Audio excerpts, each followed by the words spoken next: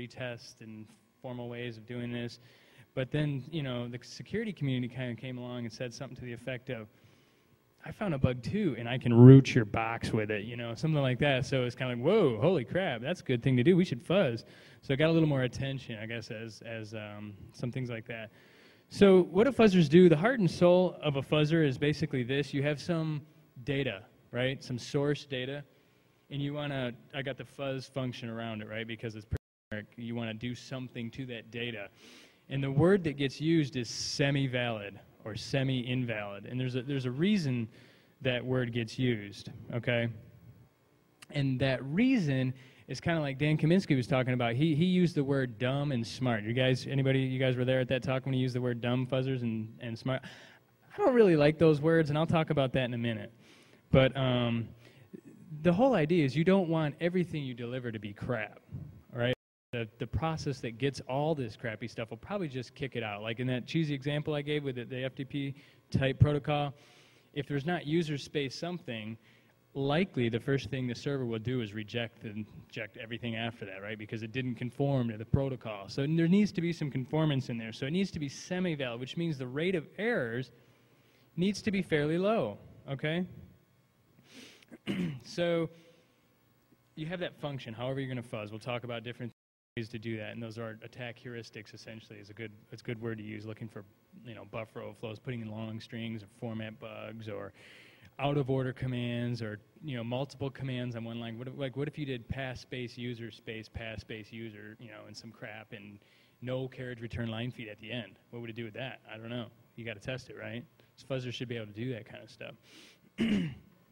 And what are we fuzzing? We're fuzzing the attack surface, and that's simply some subset all the code, right? Because you have all this code. Again, if we use our FTP server example, you have the code that reads in the configuration file, the UI code for the administrator to click buttons and stuff like that. You're not fuzzing that, right? If you're on UDP or TCP or whatever, you're fuzzing the network interface, which is the attack surface, and that's really the code that we're interested in, okay?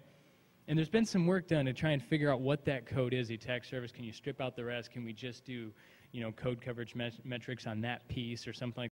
What you really are interested in, right? Because if that's the part of the code that consumes your data. If it doesn't consume your data, you're not really interested in it, because you're not going to be able to break code that doesn't consume your data. So unlikely.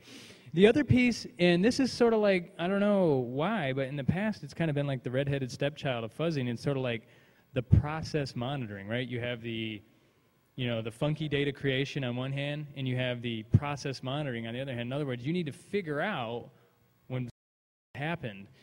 And there's a lot of ways you could do that. The best way is basically use a debugger. I've been using the PyMay framework that Pedram came up with on Windows a little bit lately, and that's a cool way to do it. You basically just tell it like, hey, I'm going to start this process, like right now. Especially really useful if you're fuzzing clients, because you can start, like the server in a fuzzing mode, and you can start up a client and say, try to, consume this document, or try and consume this session or whatever. If you haven't got a memory access violation in, say, 10 seconds, go bye-bye, and I'll start up another client, right? Because you have to, otherwise you'd have to click, click, click, right, or something like that if you were client fuzzing. So you need some way to kind of, learn how to automate that and to monitor that. There is one little snafu with using a debugger, and that's this. The most recent sendmail bug, this is my understanding of it, it was a race condition, and if you actually started sendmail in a debugger and then you tried to fuzz it, you wouldn't find the bug because it changed the characteristics of the race condition such that you hit on it. And that's just really ugly, because that sort of screws up everything we're trying to do. So if you're really paranoid and you think maybe you're trying to find some really obscure bug and you don't even want to start it in debugger because you're so paranoid, probably you can monitor it some other way. If you start the process, before you start the process, maybe do something like a ulimit-c unlimited in Linux or something like that, so maybe it'll core dump. Okay, you can analyze the core dump, or maybe maybe it writes messages, to var log, mail log, or something like that. Maybe you can grep those messages while it's running and see, oh crap, the process just got a seg-v or something like that. And if you're not familiar with those terms I'm talking about memory access violation. You guys probably all know what that is. It's like, or a core dump, or a seg fault, or a seg-v. It's just inside the process, it tries to access some memory other than what it's allowed to. I'm sure you guys know that, but I just want to make sure we're all.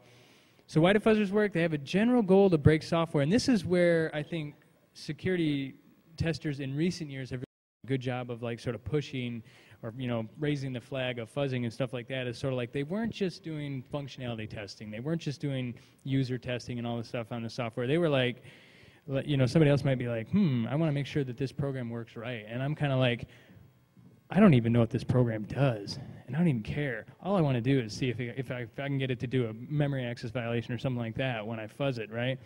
And you can actually do that. And I'll show you at the end. I'm going to, like I said, run a video of a tool where you can actually like capture a session of some data, replay it with faults and fuzzes injected. You may not even know what that protocol is or what that process is, right? I mean, ideally you do because, you know, like anything else, the more you know about it, the more likely you are to actually do something useful. But it's possible you could find a buffer overflow or a bug like that, and you don't even like understand what the process you're fuzzing is or does.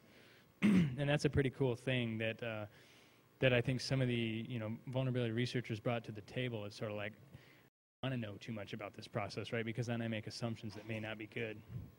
So code coverage is a really interesting metric. It's like a two-edged sword, because if you have not covered code in your attack surface, then you have not looked for bugs and you will not find bugs. So what testers did initially, and I think this is where they kind of went wrong with some of the testing that they did, is sort of like, well, my boss told me I have an 80% code coverage target. I'm going to write a suite of tests that will achieve coverage of 80%. I check and I go home and everybody's happy because it doesn't find bugs probably. But the problem was that that's the whole goal of their tool. The goal of their tool was to get code coverage. And so what happens when you make something your goal? You're probably going to achieve it. They achieved their goal, but they didn't find any bugs because, you know, take for example an if-else statement. They wanted to create a test that would hit the if and then the else. Well, but they didn't hit the else with 10,000 bytes, and they didn't hit the if with the format string. You know what I mean? Like, they didn't hit it with the right data. So the idea of hitting all pass with all data is what you want. Unfortunately, that's an infinite problem. That's an NP hard problem. So that's where heuristics and things like that come in to make the runtime more feasible.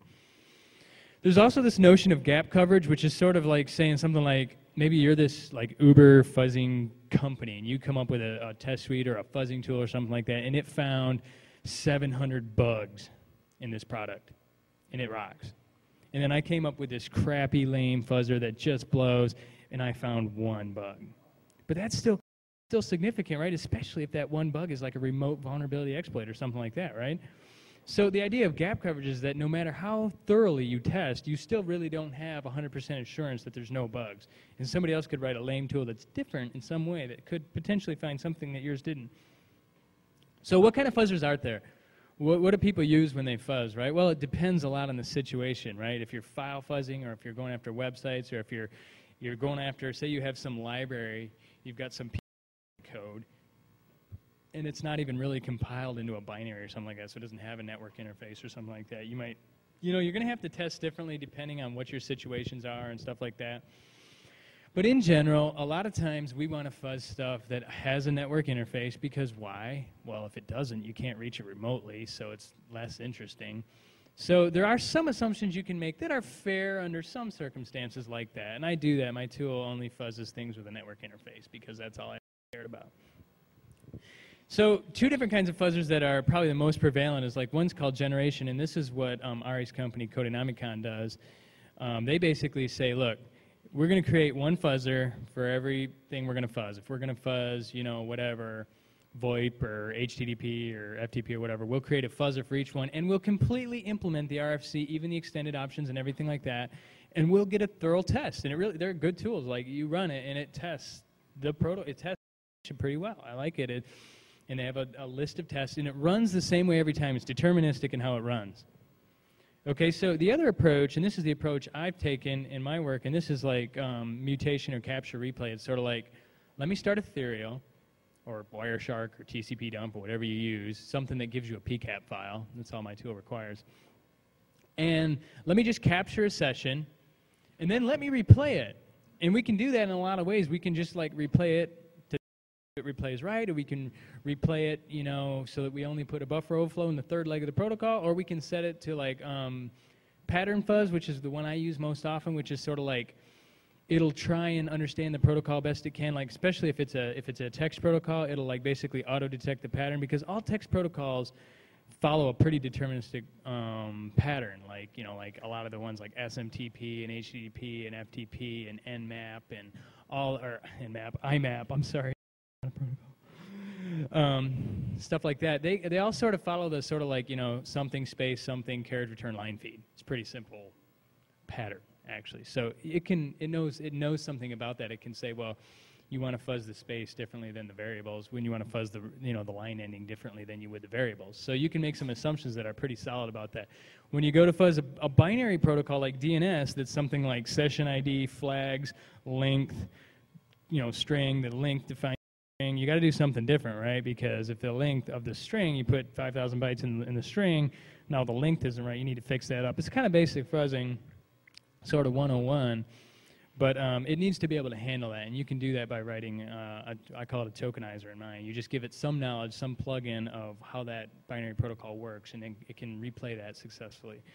So now there's cons to that, right? Because if you do a capture and then you just replay that, well, the chance that you captured a complete, you know, RFC compliant spec of that protocol is fairly slim, right? Because you probably didn't exercise all the available commands or something like that when you did your capture. So there are some cons to that. There are some pros to that, and that is basically like if you don't understand this protocol and you don't have the time and the manpower to fully implement, which is that's me. I don't have the manpower as one person, right, to implement a fuzzer for every single protocol out there. So I needed something that would help expedite the process. Also, if a particular software vendor, you know, has a way of, you know, doing FTP or something like that that's not RFC compliant, you're going to notice that because you got a live capture, right? So you're actually going to be fuzzing as it really talks. So there's some pros and cons. And there's some things you can do to overcome some of those cons, and that's what I'm making my research on. I'm going to try and use genetic algorithms to find a way to like automatically kind of learn some more of that protocol that we didn't have in our capture and try to get better code coverage. I think I'm going to be a little late ending since I was pretty late starting. Okay. Okay, I'll try. I'll certainly try. So, yeah, so there's definitely pros and cons. There's also like fuzzing frameworks, which is like you can make calls to an API or something like that that help you write fuzzers fast. And there's old school random generators.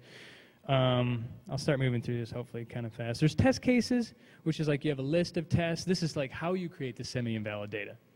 You could do it cyclically, right, which is like insert every byte of what I replay, you know, 1, 2, 3, 4, I insert 1 byte, 2 bytes, 3 bytes, 4 bytes of every possible byte or random bytes or whatever, and that's like an exponentially large, you know, sort of deal if you want to go up to like 100,000 bytes in every position. So you might not want to do that. You might want to kind of only use that in certain circumstances where maybe you're thinking there's an off by 1 or something like that in there. Random, again, is good. I like random in some ways, but it's pretty big runtime. There's library, like this is what AutoDefay uses, which is sort of like I have a list strings that have already determined are bad, you know, they're like they try to hit certain boundaries, like maybe the first one is like size 3 and the next one's size 8 and the next one's size 16, 32, 31, 33. Those numbers might sound familiar to you guys, right? Like powers of 2, sort of increasing in sizes. Also, you know, the obvious things like format bugs, and so they're going to use data that kind of makes sense, that kind of cuts down some of the runtime. Okay, oh, this is the intelligent fuzzing thing. So again, if I say I write fuzzers, and the other guy says, I write intelligent fuzzers, you sort of think that the other guy's fuzzers are better, and that's not really what it means, and that's why I don't really like those words. All dumb and intelligent means is it's a measure of protocol knowledge, right? It's some measure of how well it understands the protocol. If you get too smart, you just fully implemented a server or a client. And it doesn't really do you any good, right? Because it's fully RFC compliant, it doesn't find bugs. And if you're too dumb, you're just only ever throwing completely random crap. You never advance deeper into the protocol.